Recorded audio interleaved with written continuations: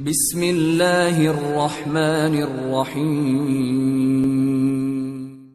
ایک لمحے کے لیے ملکہ غزنی کے چہرے پر نشاط و مسرت کا رنگ ابھرا، لیکن فوراً ہی ڈوب گیا، اور اگر نظام شاہ نہیں مانا۔ یہ کہتے کہتے امیر البتگین کی بیٹی مایوسیوں کے گرداب میں الجھ گئی تھی۔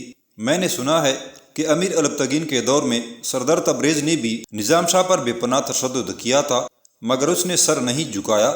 ایک مرد قلندر کا ماضی بیان کرتے کرتے ملکہ غزنی کی آواز میں ہلکا ہلکا ارتعاش پیدا ہو گیا تھا۔ وہ اس کی جوانی کا زمانہ تھا، اس لیے تازیانوں کی ضرب برداشت کر گیا۔ امام رکن الدین مسعود کے ہونٹوں پر بڑی شفقانہ مسکراہٹ ابھر آئی۔ اب نظام شاہ کی ضعیفی اور ناتوانی کا دور ہے، ہلکی سی چوٹ بھی برداشت نہیں کر سکے گا۔ ملکہ غزنی عجیب سے تذبذب کا شکار نظر آ رہی تھی، اور اگر کر گیا، ملکہ غزنی کے لہجے سے لکنت صاف محسوس کی جا سکتی تھی، تو پھر جبر و تشدد کی لے اس قدر بڑھا دیجیے گا کہ اس کی سانسیں رک جائیں اور ساز حیات ٹوٹ کر بکھر جائے۔ امام رکن الدین مسعود نے جذبہ و احساس کا ہر دروازہ بند کر لیا تھا، اور اب وہ ہر حال میں نظام شاہ جیسے بے گناہ انسان کو سر بازار اور رسوا دیکھنا چاہتا تھا۔ درباری عالم کا یہ جابرانہ مشورہ سن کر ملکہ غزنی نے فوری طور پر کوئی جواب نہیں دیا۔ ملکہ عالیہ کے سارے خدشات بے بنیاد ہیں۔ رکن الدین مسعود نے ٹھہر ٹھہر کر کہا، پہلے آپ اسے نگاہ قہر سے دیکھیں، پھر اندازہ ہو جائے گا کہ نظام شاہ میں اذیتیں برداشت کرنے کی کتنی طاقت موجود ہے۔ میرا ذاتی خیال ہے کہ وہ آتش جلال کی ہلکی سی تپش بھی برداشت نہیں کر سکے گا، اور آپ کی نظروں کے سامنے دیکھتے ہی دیکھتے جل کر راکھ ہو جائے گا۔ امام رکن الدین مسعود کی باتیں سن کر ملکہ غزنی پر امید نظر آنے لگی تھی۔ میں نے نظام شاہ کو اپنے حضور میں طلب کیا ہے، سپاہی اسے لے کر یہاں پہنچنے والے ہوں گے، پھر دیکھنا ہے کہ تمہاری قیاس آرائیاں کہاں تک درست ثابت ہوتی ہیں۔ اگر نظام شاہ صاحبزادہ اسماعیل کی حمایت کرنے پر آمادہ نہ ہو تو پھر آپ خاموشی کے ساتھ اسے زہر دے دیجیے گا کہ نظام شاہ کی موت سے آپ کی دنیا بھی سنور جائے گی اور آخرت بھی۔ اس کے مرتے ہی محمود غزنی کے ہزاروں باشندوں کی حمایت سے محروم ہو جائے گا، اور پھر آپ آسانی سے صاحبزادہ اسماعیل کے لیے رعایا کی تائید حاصل کر سکیں گی۔ دنیاوی اعتبار سے یہ ایک بڑا سیاسی فائدہ ہوگا، اور آخرت کا مفاد یہ ہے کہ آپ کے ذریعے بے شمار انسان گمراہی سے نجات پا جائیں گے، اور ایک مذہبی فتنہ اپنی ہی کھودی ہوئی قبر میں ہمیشہ کے لیے دفن ہو جائے گا۔ نظام شاہ کا قتل آپ کی سیاسی ضرورت بھی ہے اور کار ثواب بھی۔ ابھی ملکہ غزنی اور امام رکن الدین کے درمیان یہ گفتگو جاری تھی کہ سپاہی نظام شاہ کو لیے قصر شاہی کے ایک مخصوص کمرے میں داخل ہوئے۔ نظام شاہ نے اسلامی روایات کے مطابق ملکہ غزنی اور امام رکن الدین کو سلام کیا، پھر دونوں میں سے کسی ایک نے سلام کا جواب نہیں دیا۔ نظام شاہ نے بڑے بے نیازانہ انداز میں دونوں کی طرف دیکھا اور خاموش کھڑے رہے۔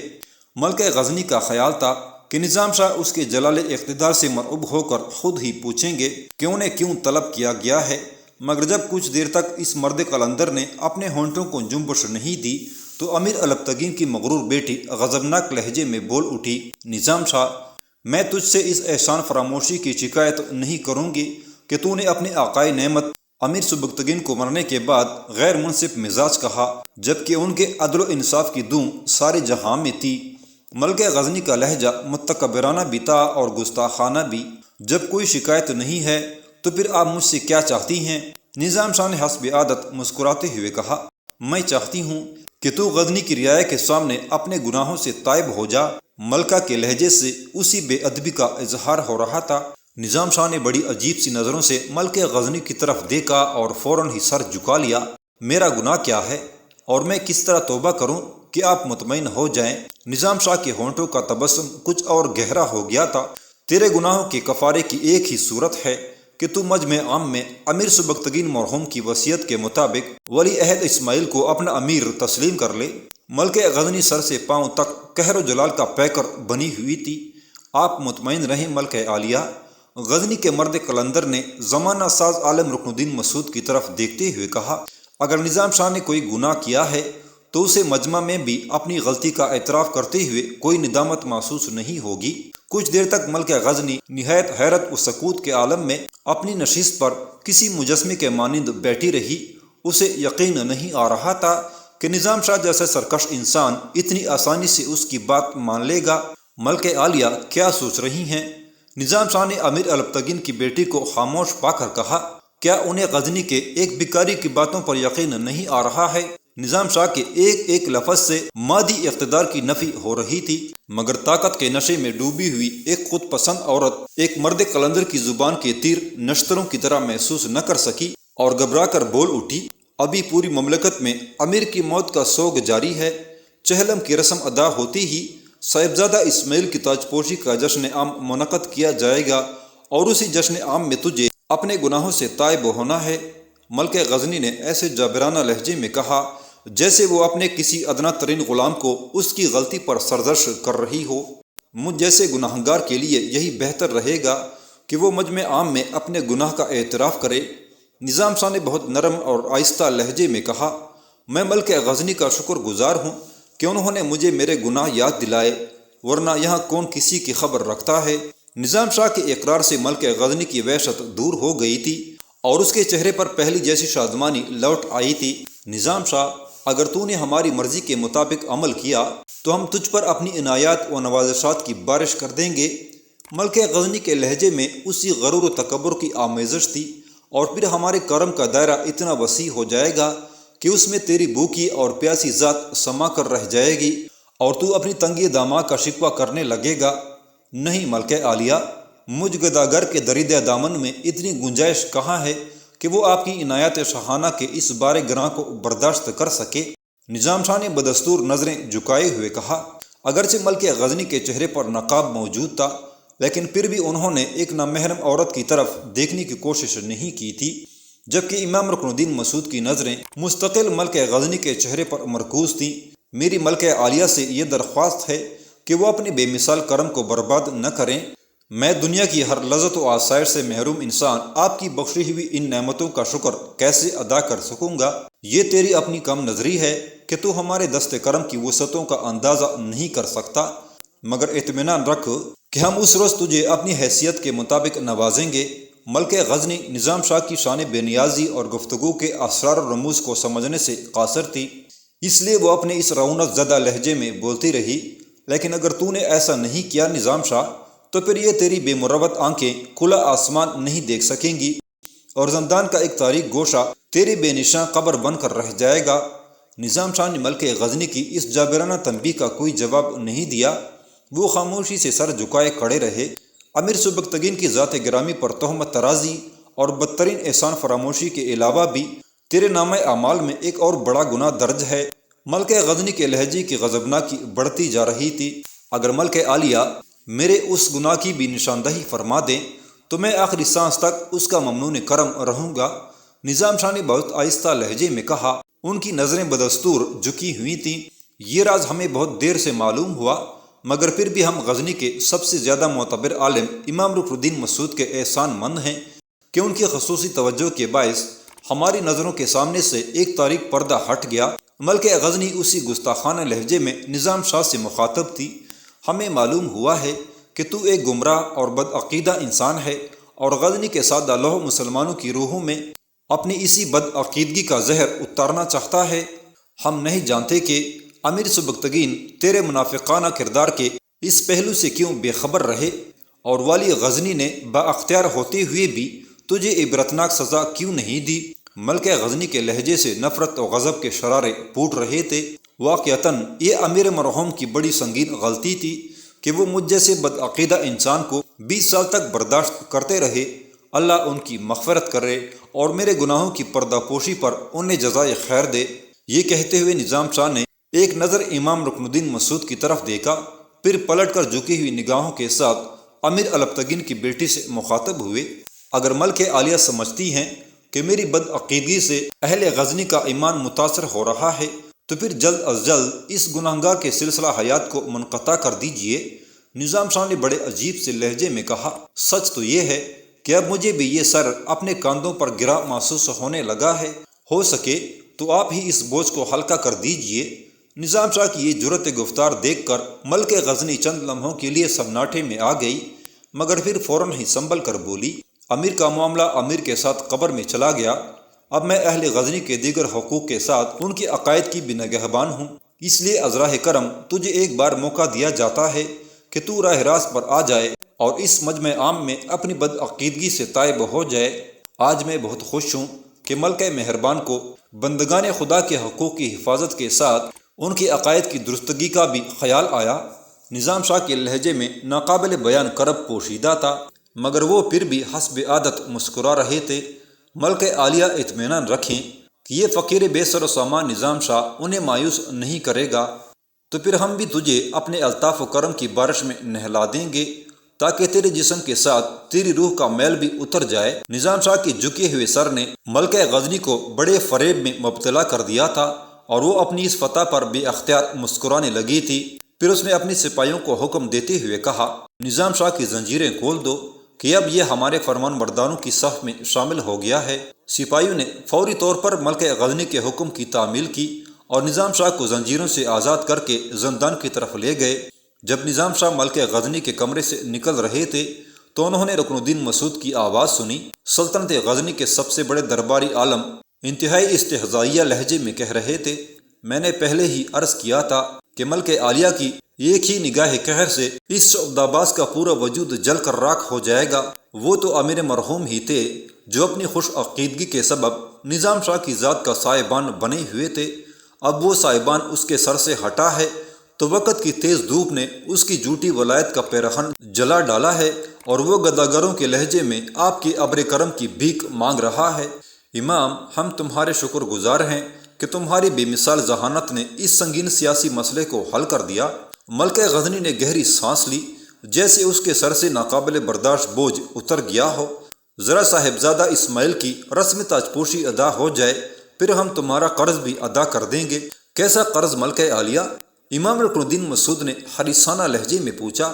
ہمیں اندازہ ہے کہ سرکاری سطح پر تمہاری مذہبی اور علمی خدمات کا بھرپور اعتراف نہیں کیا گیا ہے۔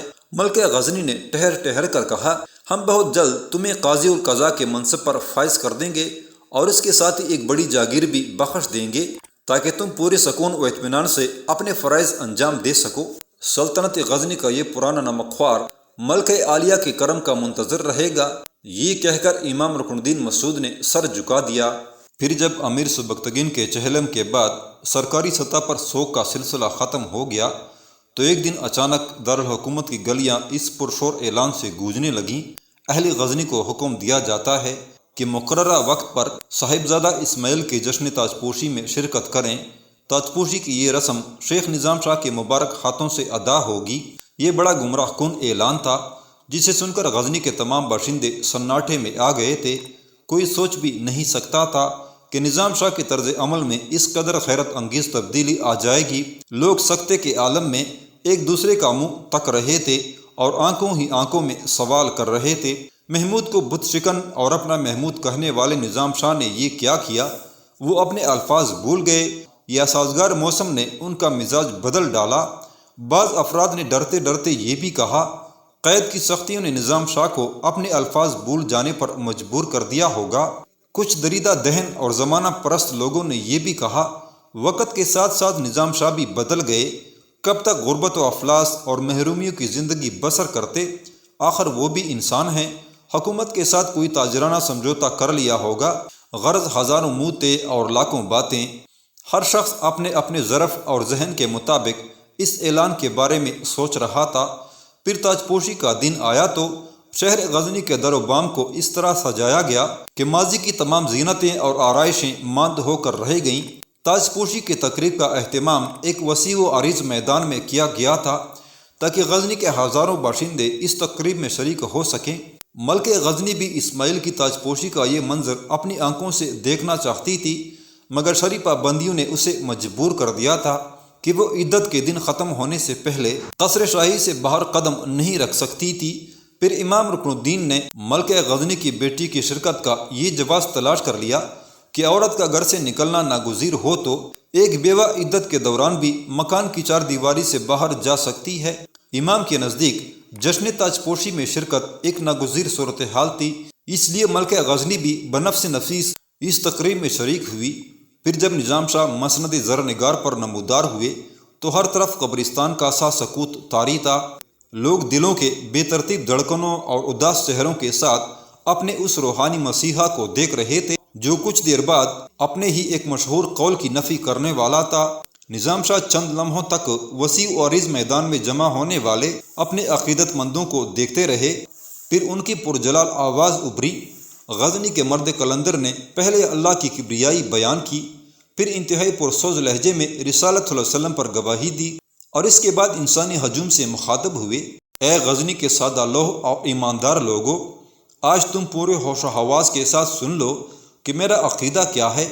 تم خوب جانتے ہو کہ میں نے زندگی بھر ہر مادی اقتدار کی نفی کی ہے، میں صرف اللہ کی حکیمیت کو تسلیم کرتا ہوں، اور تمہیں بھی حسب مقدور یہی سبق دیتا رہا ہوں۔ تم گواہ ہو کہ میں نے تمہاری معصوم عقیدتوں کو پرستش کے قالب میں ڈلنے نہیں دیا۔ اللہ علیم و خبیر ہے کہ اس کے اس گناہگار و عاجز بند نظام شاہ نے نہ خود کوئی بت تراشا اور نہ اپنے فانی وجود کو بت بنانے کی کوشش کی۔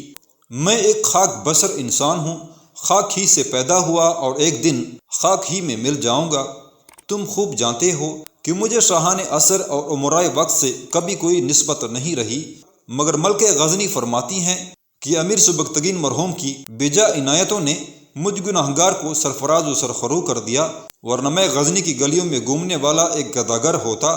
افسوس ملک معظمہ کو یہ راز معلوم نہیں ہو سکا کہ میں آج بھی بیکاری ہوں اور مرتے وقت بھی بیکاری ہی رہوں گا، مگر کسی امیر کے در کا بیکاری نہیں، اپنے خالق و رازق کی بارگاہ کا بیکاری۔